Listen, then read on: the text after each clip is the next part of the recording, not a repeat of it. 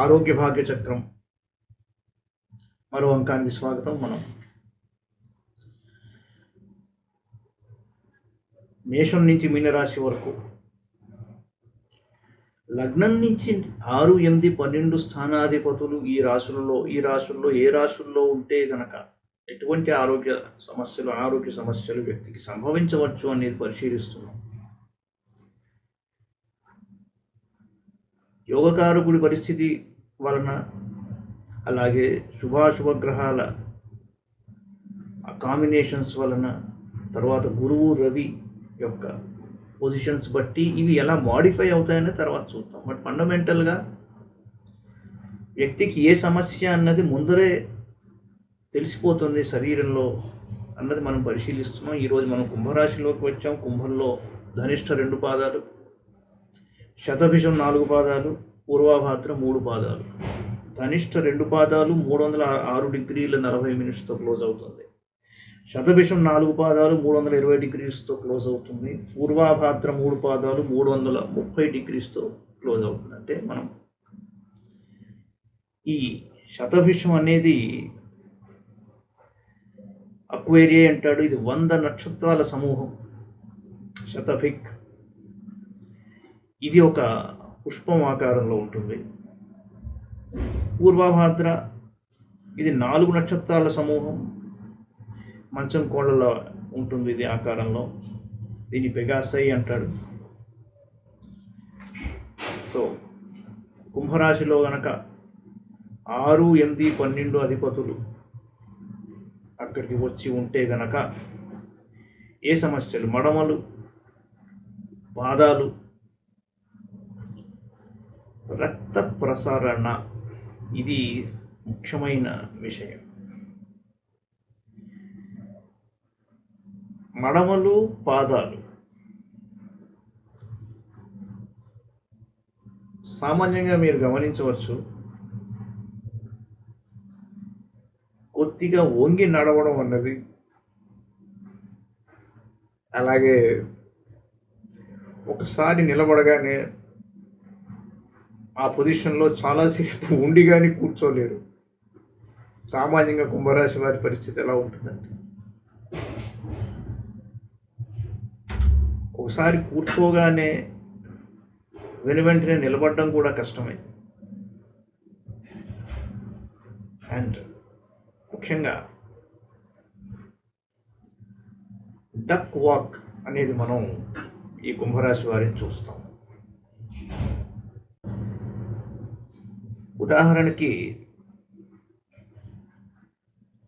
6, 8, 12 అధిపతులలో గనక కుజుడు కుంభరాశిలోకి వస్తే బ్లడ్ సర్క్యులేషన్ అనేది చాలా మేరకు ఆ వ్యక్తిని ఇబ్బంది పెట్టే అవకాశాలు ఉంటాయి. రాహు కలిసి ఉన్నాడు అంటే గ్యారంటీగా ఈ బ్లడ్ సర్క్యులేషన్కి సంబంధించి ఒక విషయం చెప్పుకోవాలి. బ్లడ్ సిరం పైన ఒక ఎయిర్ మెంబ్రెయిన్ ఉంటుంది. ఆ ఎయిర్ మెంబ్రెయిన్ని బ్రీదింగ్ నిర్ణయిస్తుంది. దాని ఫ్లో ఎలా ఉంది, దాన్ని బట్టి ఈ బ్లడ్కి దీనికి రిలేషన్ ఉంటుంది. 6, 8, 12 అధిపతులు ఎక్కడెక్కడికి వెళ్ళారు, వాళ్ళు ఏం చేస్తున్నారు అనే అంశం ఈ ఎయిర్ మెంబ్రెయిన్ని శాసించే రాహు నుంచి ఒక జెనెటిక్ కోడ్ బయటకు వస్తుంది. ముఖ్యంగా 6, 8, 12 అధిపతుల్లో కనుక రవి కుంభంలో ఉన్నాడు అంటే మామూలుగా నిలబడ్డప్పుడు ఎక్కువసేపు నిలబడ్డా ఈ మడవల దగ్గర ఒక రకమైన షివరింగ్ ఏర్పడుతుంది. ఒక్కోసారి బుధుడు రవి కలిసే ఉంటారు ఎక్కువ, కాబట్టి ఆ పరిస్థితి కూడా ఉన్నప్పుడు వీళ్ళకి బ్లడ్ సర్క్యులేషన్కి, న్యూరోటిక్ విషయాలకి సంబంధించిన ఒక సమస్య ఏర్పడుతుంది. శని మహారాజు కనుక ఉంటే కుంభానికి అధిపతి అయినప్పటికీ, కుంభంలో శని మూల త్రికోణం స్వస్థానం అయినప్పటికీ కూడా బ్లడ్ సర్క్యులేషన్ బాగానే ఉన్నప్పటికీ జాయింట్ పెయిన్స్, మడవల నొప్పులు మట్టుకు ఎక్కువగానే బాధించే అవకాశాలు ఉంటాయి.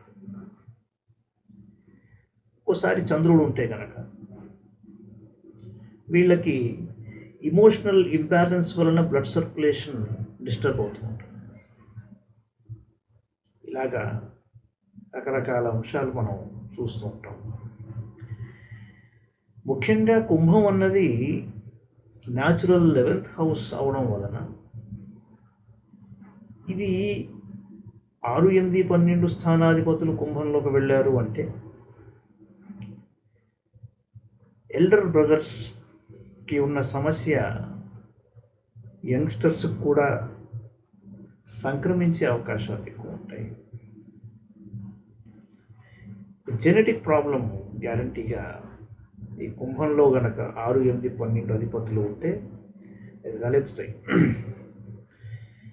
మేనమావకి సంబంధించిన విషయాలు మేనల్లుళ్ళకి,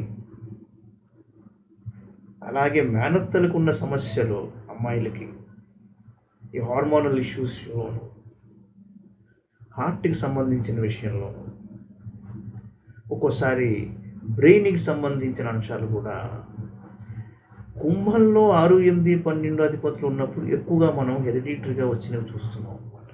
ఇది ఒక point to be noted. So వచ్చే అంకంలో మనం మీనరాశి గురించి చెప్పుకుంటాం. నమస్కారం.